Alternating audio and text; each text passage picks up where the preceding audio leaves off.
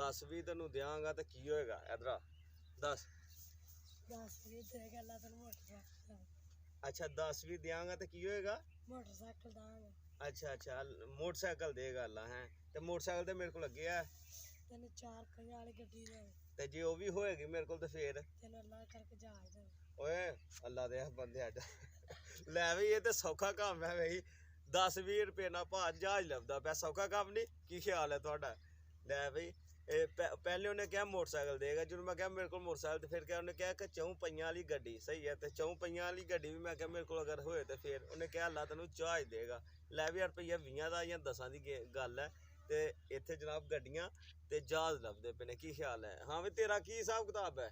ਤੂੰ ਵੀ ਕੱਲ ਹੀ ਖਲੋਤੇ ਨੇ ਇਧਰ ਆ, ਇਹ ਦੂਰ ਖਲੋਤੇ ਦਾ ਜਨਾਬ शर्मांदा ਪਿਆ। हाँ इधर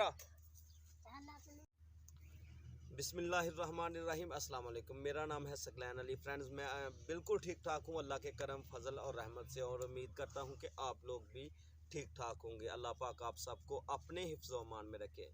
फ्रेंड्स आज इन दोस्तों के साथ मैं आपकी खिदमत में हाज़िर हूँ। ये यहाँ पर मैं बैठा थोड़ा इंजॉय कर रहा था, तो ये लोग मतलब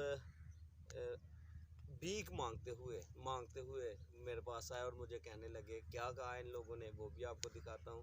और फ्रेंड्स सुना है कि ये लोग, इन लोगों में टैलेंट बड़ा होता है। एग्जाम्पल ये जुत्ते बहुत ज़्यादा लगाते हैं और गाने बड़े अच्छे गाते हैं।